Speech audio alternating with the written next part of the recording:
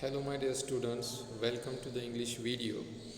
Today in this video we are going to learn activity number 26 for standard 7th.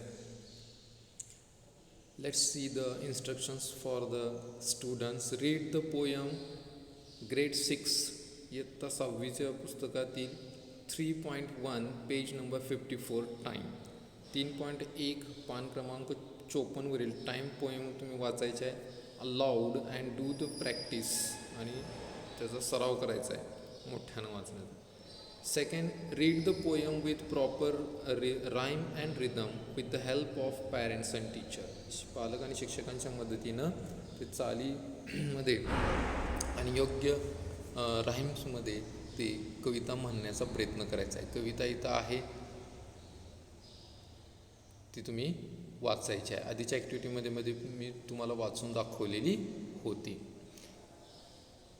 Practice reading the poem 3.1 time with proper rhyme and rhythm, stress and intonation of questions and answers.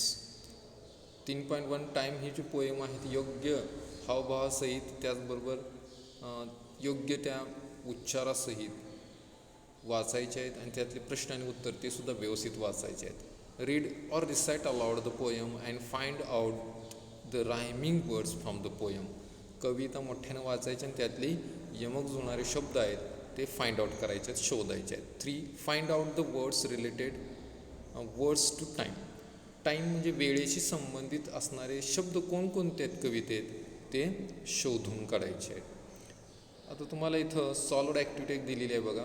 Related words of time, टाईमशी संबंधित शब्द clock, calendar, year, weak. अजून तुम्ही त्यात शोधून काढा आणि त्यामध्ये add करा. प्रॅक्टिससाठी दिलेलं आहे solve the opposite word quiz. Opposite word क्विजची लिंक तिथं दिलेली आहे, तिथं सुद्धा तुम्ही जाऊन अधिक अभ्यास करू शकता. एक्सटेन्शन ॲक्टिव्हिटी, आता काय जादा ॲक्टिव्हिटी दिली आहे बघा तिला. Read the poem and find out how many आता इथं एक ॲक्टिव्हिटी दिलेली आहे, त्याच्यामध्ये एका मिनटामध्ये किती सेकंड्स आहेत किंवा एका तासामध्ये किती मिनटं आहेत ते शोधायचे आहेत कवितेच्या मदतीने इथं लिहायचे आहेत. आता एक एक्झाम्पल मी तुम्हाला पहिलं सोडून दाखवतो बघा. 1 seconds in a minutes, 60 seconds in a minute, म्हणजे 60 सेकंड असतात किती एका मिनटामध्ये, 60 सेकंड्स इन अ मिनिट.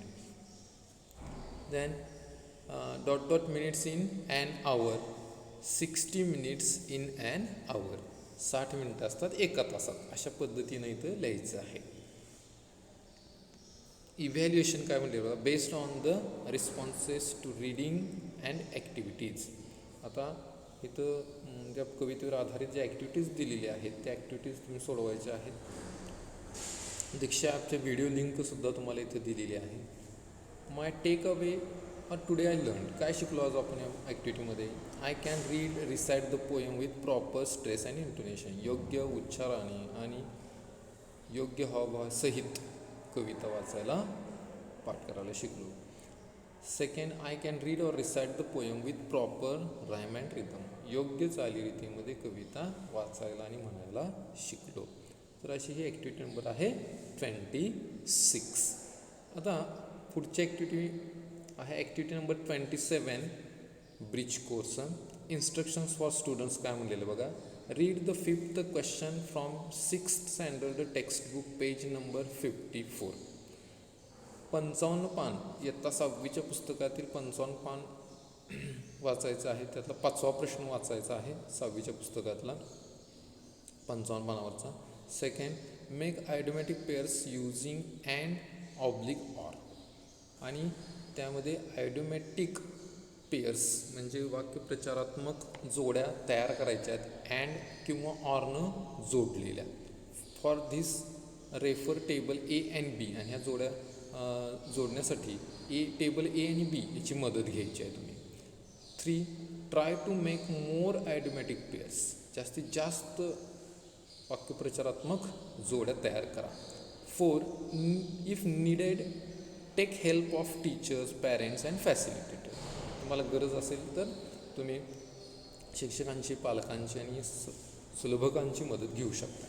आता लर्निंग ॲक्टिव्हिटी काय आहे ना, आता लर्निंग ॲक्टिव्हिटी काय सांगितलेलं आहे, 2 फुलपाखरांची चित्र दिसतात, बटरफ्लायज दिसतात आणि त्या बटरफ्लायमध्ये आता पहिल्या बटरफ्लायमध्ये अँड लिहिलेलं आहे आणि इकडे अप आणि इकडे डाऊन, म्हणजे अप अँड डाऊन. आता दुसरी बटरफ्लाय बघा, यस ऑर नो, हे ॲडिमॅटिक पेअर्स झाले. अशा पद्धतीनं ॲडिमॅटिक पेअर्स तुम्ही तयार करायचे आहेत. आता तुम्हाला अशा पद्धतीचे फुलपाखरी शिक्षक दाखवतील, त्याच्यावरती शब्द लिहिलेले असतील आणि त्याच्या मदतीनं तुम्ही ते काय करायचे आहेत, तर आयडोमॅटिक पेअर्स तयार करायचे आहेत. अशी इथं ही ॲक्टिव्हिटी दिलेली आहे. आता हे आयडोमॅटिक पेअर्स टेबल ए आणि बी कुठे आहे, तुम्हाला दाखवतो मी टेबल कुठे आहे तो.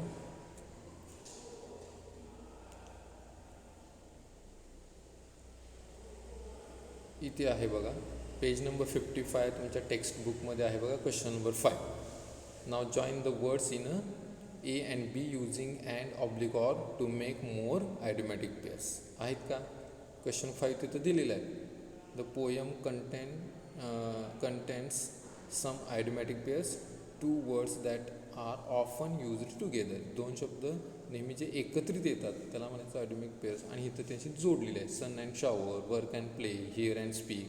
तसं आता हेच करायचं, day and night, left and right, more and less. तसंच day or night, left or right, more or less. अशा पद्धतीनं ह्या जोड्या तुम्ही तयार करायच्या आहेत.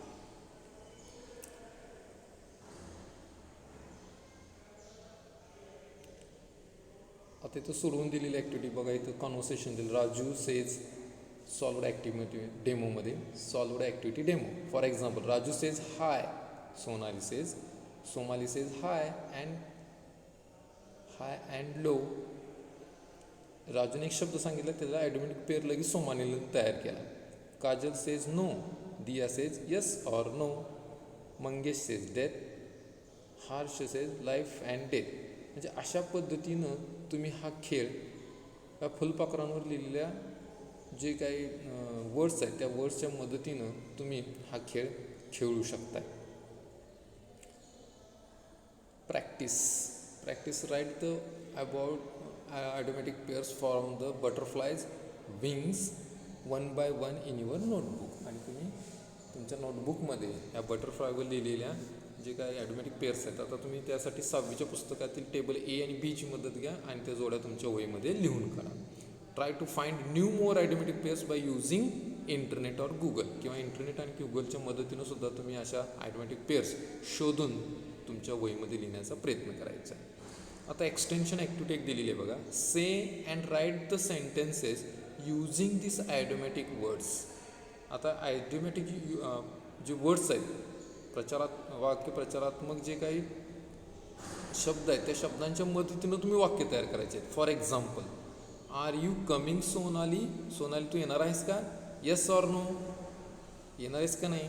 बघा तुम्ही वाक्यात पुढे उपयोग केलेला आहे, प्रश्नार्थक वाक्य केलं आणि तिथं उपयोग केलेलं आहे येस ऑर नो या ॲडोमॅटिक पेअरचा. अशा पद्धतीनं तुम्ही या ॲडोमॅटिक पेअरचा उपयोग करायचा आहे. आता इव्हॅल्युएशन याच्यावर दिलेलं आहे. Which butterfly or automatic pairs students didn't get in the game, take practice of these automatic pairs for 5 times. आता ज्या automatic pairs तुमच्या लक्षात येत नसतील तर तुम्ही त्या जोड्या 5-5 वेळा लिहून ते लक्षात ठेवण्याचा प्रयत्न करायचा. दीक्षा ॲपची व्हिडिओची लिंक इथे दिलेली आहे, त्याची मदत घेऊन तुम्ही हा व्हिडिओ आणखीन अभ्यासा. माय टेक अवे की टुडे आय लर्न. काय शिकलो आज आपण, काय शिकायला मिळालं. I can use आयडम्स while talking. आता बोलताना मला ह्या वाक्यप्रचारात्मक ज्या जोड्या आहेत त्यांचा मी वापर करू शकतो आहे. आता म्हणजे ह्या जोड्या तुम्ही पाठ केल्या तर तुम्हाला बोलता ना इंग्रजीमध्ये बोलत असताना त्या वाक्यांचा उपयोग करता येणार आहे. आता पुढची ॲक्टिव्हिटी आहे activity number 7, activity number 28 from 7th standard bridge course. आता इन्स्ट्रक्शन्स काय दिलेत बघा स्टुडंटसाठी. Instruction for students. 1. Use proper punctuations. योग्य विरामचिन्हांचा वापर करा. 2. Read carefully. काळजीपूर्वक वाचा. 3.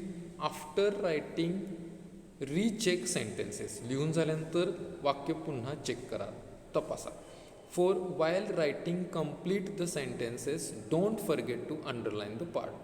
आता जेव्हा तुम्ही वाक्य पूर्ण करत असाल त्यावेळी पूर्ण केलेलं वाक्य अधोरेखित करायला विसरू नका. 5. Make the same table, charts, tree diagrams which provide in questions. आता या प्रश्नांमध्ये जे तुम्हाला टेबल तक्ते किंवा चार्ट तक्ते दिलेला आहे, टेबल रकाना दिलेला आहे किंवा ट्री डायग्रॅम दिलेला आहे, तर तो ट्री डायग्रॅम तुम्ही काय करा, ते तयार करा जसे तसे तुमच्या वहीमध्ये, म्हणजे तुम्हाला ते सराव होईल आणि त्या पद्धतीने प्रश्न सोडवायला मदत होईल. 6. Write neatly and legibly. आता तुम्ही काय करायला, लिखाण करत असताना व्यवस्थित आणि योग्य ते लिजिबली लिखाण करायचं आहे. लर्निंग ॲक्टिव्हिटी बघा. Activity 1. Complete the words by using correct letters from the lesson. आता लेसन तुम्ही वाचायचं आहे. कोणता लेसन वाचायला सांगितलेलं आहे आपल्याला, तर page number 80, 4.1 the nightingale and the nobleman. हा लेसन वाचायचा आहे पेज नंबर 80 वरचा. तर कुठं आहे तो लेसन, तुम्हाला दाखवतो, तुम्ही तो वाचायचा आहे.